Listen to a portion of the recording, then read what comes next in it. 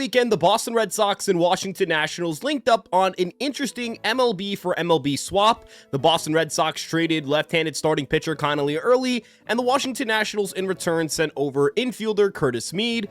I think this trade is an interesting one to look at from multiple angles because on one side of it, if you're a Nationals fan or somebody who is a big fan of Connelly early, it seems a little bit confusing to trade a guy with a good ERA and plenty of club control for someone who was designated for assignment just a few months ago. But from the Red Sox side, this is a guy who could change their offense a considerable amount. Their infield needed some pop, and I think Mead can actually provide that. Today we're going to break down this video, look at this deal from both the Nationals and Red Sox perspective, and give you my final grades. If you like this kind of content, make sure you like, subscribe, and turn on that notification bell. We really appreciate if you guys would support this channel, and without further ado, let's jump straight into today's video. Let's start by talking about Curtis Mead and why the Red Sox seem to be buying in so hard on the breakout. You kind of look at some of the underlying numbers here throughout the seasons, and this is his first season with an above average expected weighted on base average, which is also known as xWOBA. It's basically a statistic that can measure your strikeout rate and walk rate and quality of contact, take it all together and kind of spit out one number that suggests what your production should have been based on those inputs. Again, looking at strikeout rates, walk rates, quality of contact, and again, in previous seasons was below average in this regard. Didn't really generate a lot of hard contact. You look at the barrel percentage, 4.5%, 4.3%, 3.2%. MLB average is around 7 to 8%. This year now he's above average, and this is a breakout season in so many ways for Mead, and I actually think it's pretty sustainable. Let's take a look a little bit at how it looked throughout the years. You get 2023, you're gonna have 2024 here, again, just not a lot of pop. 2025, and then the breakout year 2026. But what you'll notice is he's had usually pretty good bat speed. Like, the hands are pretty quick, which allows him to generate damage contact. We're also seeing more pulled contact in the air.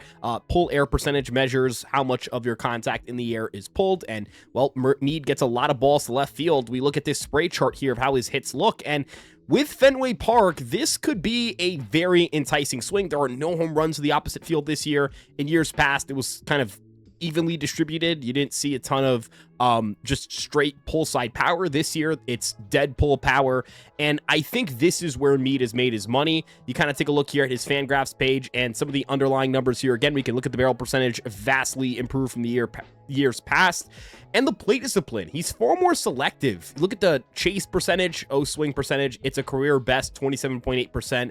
He's swinging way less in zone, 59.9%. Overall swing percentages we could look at here, 40.6% swing percentage, way down from years past, but it's coincided with an increase in contact rate. Again, he's more selective. He's really picking and choosing which pitch to do damage with, and I think it's an approach that works very well for Mead. It is something that we see guys like Isaac Paredes do. You'll see some very pull-heavy hitters go, okay, I know the pitch I can handle, and it's a pitch like down and in, and if I get a pitch down and in, I can really hammer it out the yard. But if I'm trying to use my A swing on a pitch that's just off the plate on the outer half of the plate, I'm probably going to roll that pitch over. I'm going to chop that pitch into the ground. It's not in my wheelhouse. I'm not going to do damage on that pitch. I can wait and take that pitch for a strike one, and then hope in strike 2 or 3 I get that pitch. If not, I can keep fighting off. Mead's contact tool is fine. I think his strikeout rates have generally been pretty reflective of that. I don't think he's going to have issues with swing and miss, and I think his selectiveness allows him to be comfortable hitting with 2 strikes. Like, this is a guy who can hit with 2 strikes, can get to that count and still get his pitch to hit. He can fall back 0-1, he can fall 1-2, and he still can navigate the zone and command the zone well enough to do damage, and this is the kind of hitter the Red Sox really lack. Let's take a look here at their team numbers. The Red Sox as an offense have surged as of late, but they're still not that good. It's a 94 WRC+. That's 24th in baseball. We look at some of the plate discipline numbers here. This is via Sports Info Solutions. The Red Sox are 5th in chase rate. In terms of swinging strike rate, 11.4%, 10th highest mark in the league. So they swing and miss at a top 10 clip, and they chase at a top 5 clip. So they needed a hitter, a right-handed hitter preferably, who could provide them with better swing decisions and with better contact contact range, which I think Mead is giving them. Now, it's not like they gave up nothing to get Mead. I think the thing that gets criticized in this deal most isn't landing Curtis Mead, it's trading Connelly early for him. And I think early is perhaps overvalued by a lot of people on the public side, because I think the ERA has really hidden what has been a weird season for early. His strikeout to walk ratio is fine. It's 23.8% to 8.7%, but he's getting hit in zone harder. He's also seen massive decreases in his striker rate and walk rate from the previous season.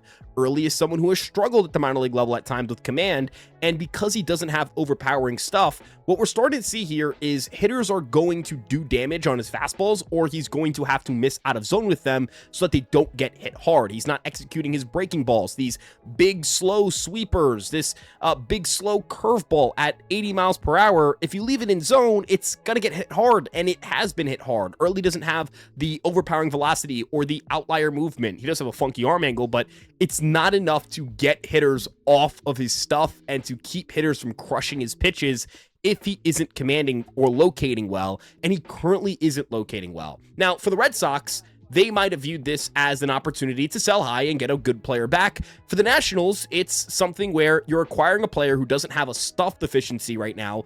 It's a command deficiency. Now, I did mention that Early doesn't have the kind of stuff that allows him to be a bad command pitcher and have success, but when I say his command has been bad, I'm not talking about below average. By location plus, it's firmly below average. In fact, his stuff plus is up.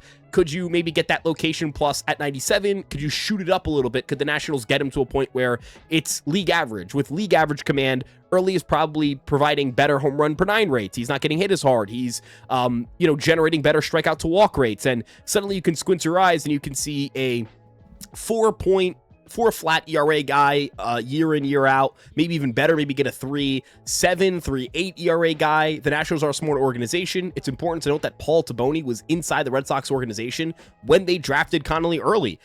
Craig Breslow was not part of the Red Sox organization when they drafted Connelly early. It's not to say that Breslow does not get credit or any credit for Early's development from really not a notable prospect in the system to one of the top 100 prospects in baseball and a guy you can get a real bat for. Like, he does deserve credit for that, of course, but it's more so to say that it was Taboni's apparatus and player development apparatus, or the player development apparatus he was a part of while he was with the Red Sox, that identified Early and viewed him as somebody who they should use a pretty good draft pick on. It was their 5th round pick, which, given that I believe this is the 2022 drafts results, so it's based on 2022.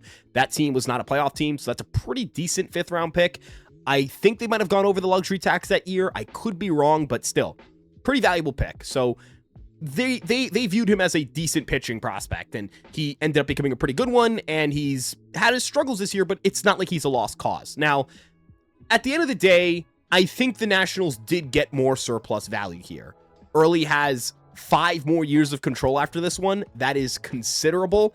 For Mead, he has 1 fewer year of control. He does not have minor league options, so if his skills were to backslide, you can't option him.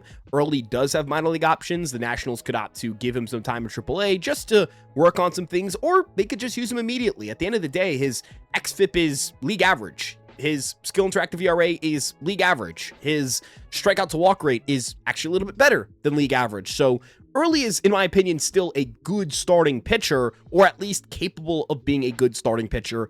I just think that the ERA has maybe misled some people into thinking that this was a guy who was an excellent starting pitcher, a number 2 starter who the Red Sox then dealt. He was not the number 2 in this rotation. You had Sonny Gray, you have Peyton Tolley, Jake Bennett, I think, has surpassed Early in terms of just immediate result and immediate impact. Bennett was a former National, so the Red Sox have kind of already made a weird trade with the Nationals where they perceived to give up more value than they got, and they actually have crushed that deal to this point.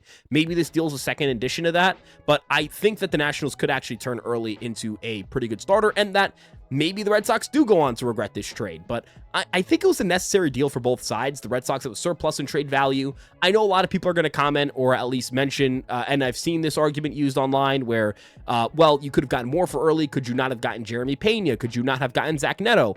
And what I'll point out is Pena doesn't seem to be available, and in the case of Neto, Zach Neto is a very flawed baseball player. There's a lot of strikeouts there. There are some plate discipline stuff that can go awry. He's not the smoothest defender at shortstop. It it would likely take more than just Connelly early to get him. And you can't sit back and say, well, we're going to wait and see if we can get this guy and pass up the opportunity to go and get a guy right now who could help us. And I think the Red Sox need to vie for playoff positioning.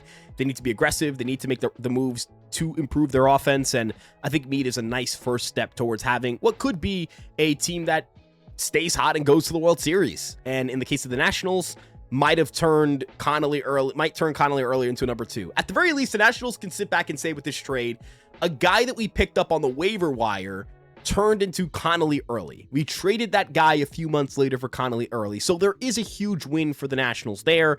But again, I just have a hard time ignoring how good I think Mead could be for the Red Sox. So my final grade here, I'm giving the Red Sox a B+, and I'm giving the Nationals an A. The Nationals get an A because, again, the initial cost of acquisition on Mead was ridiculously low, and Connelly early is, I think, the more valuable piece on paper.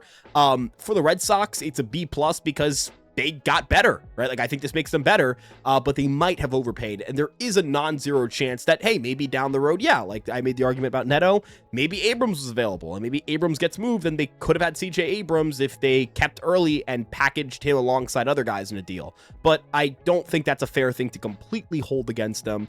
It's just, I don't like handing out A's like crazy, and you're going to see this throughout the course of this trade deadline. We appreciate you guys so much for tuning in here. If you like this kind of content, like, subscribe, turn on the notification bell, stay up to date with what we're doing here, and we'll see you guys in the next one. Peace out, everybody.